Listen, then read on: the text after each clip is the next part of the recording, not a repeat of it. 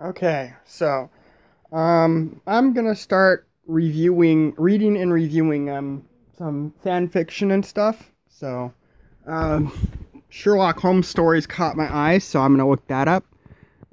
So far it's only got one chapter, so I'm gonna check that out.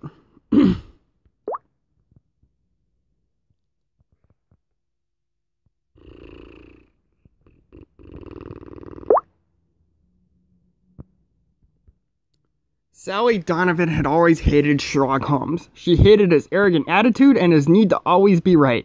She hated the way he would get excited at the sign of a crime. She hated the way Lestrade and then John listened to him completely.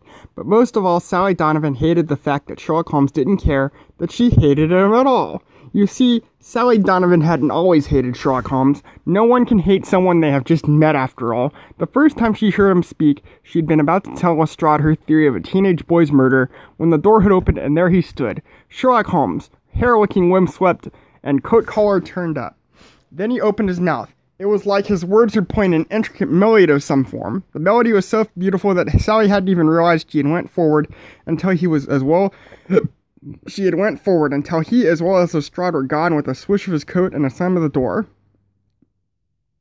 The fact he hadn't even acknowledged her clouded her mind with dread along with the fact Lestrade had followed him so easily. She knew in that moment that next time they met, she would prove she could be just as good as Sherlock Holmes.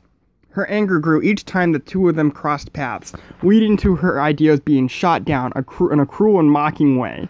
When she met John, the cloud of red returned. Yet another person had been hypnotized by Sherlock Holmes. She couldn't resist trying to make sure someone saw Sherlock in the same way they saw her.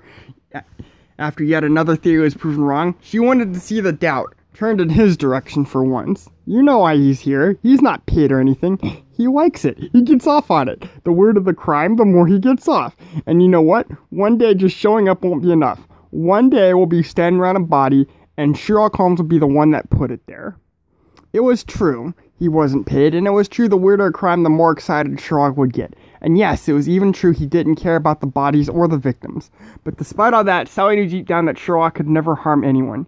Yes, he was cold, and yes, he was emotionless, and yes, he was sometimes mean, but he was not downright evil. Sally couldn't believe it. She couldn't believe she hadn't seen the darkness within the man, the deep dark hole that was in place of the man's soul. Sherlock had actually done what she had refused to believe for all those years. He had committed crime after crime under her nose, under the full division's nose, and yet no one had noticed. He had covered his tracks with mocking and insults to stop anyone getting close and noticing something was going on. Why hadn't she seen it? How could she not have noticed that it was all a game to the man? Each crime committed had been a piece won for his side in an intricate game of chess. But now he had lost. Sally had won. Sherlock Holmes, I'm arresting you on suspicion of abduction and kidnapping. The newspapers were right all along. I want you to tell Lestrade. I want you to tell Miss Hudson and Molly. In fact, tell anyone who will listen to you that I created Moriarty for my own purposes. Sally had listened to it again and again. It was classed as a confession, proof that Sherlock had been a lie to the whole time. His voice no longer flowed like a melody, but had cracks and gaps, breaking on some words. It was proof that all his mysterious discoveries, the miraculous solved cases, were the result of acting done by a madman rather than by an amazing detective. It was proof that Sally Donovan was not useless.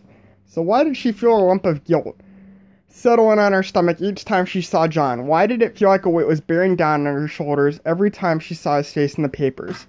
Why did she feel so wrong? Philip. Anderson was losing it. His life became devoted to Sherlock, and only Sherlock. Even when he was dead, he was still putting Sally in second place. Anderson had never cared for Sherlock, and now he was acting like they had been best friends, as if the madman hadn't revealed her, and Philip's relationship to the whole world, leading to rumors throughout the station as well as judgmental looks being aimed at her way every day.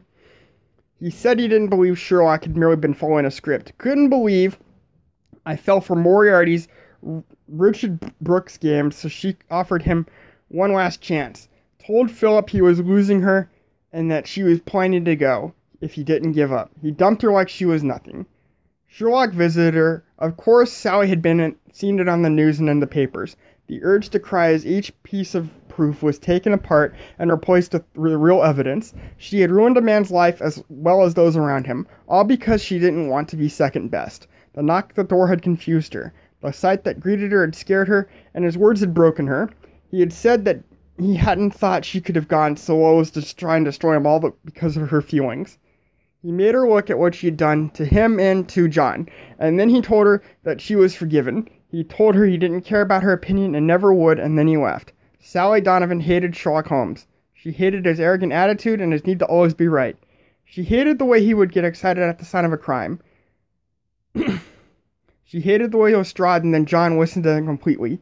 But most of all, Sally Donovan hated the fact that Sherlock Holmes didn't care that she hated him at all. Okay, so it's an interesting premise. Sherlock Holmes being the bad guy all along, and doing all the crimes that he solved, and creating a fictional villain named Moriarty just to boost up his profile and his ego. However, the story jumps around a lot. Let's see. It jumps around a lot. Like, you insert characters with just like, you just insert characters and it makes the story weird. Like Anderson Phillip.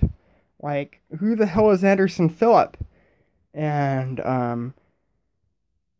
then you, insert Richard Brooks. I mean, it makes the story confusing. But like I said, it was an interesting premise, but it needs to be rewritten. And if you rewrite it and then possibly expand on it, I think it has potential. But don't insert just random names like you did with Philip Anderson and Richard Brooks, because that just confused me. Anyway, hope this helps. Bye.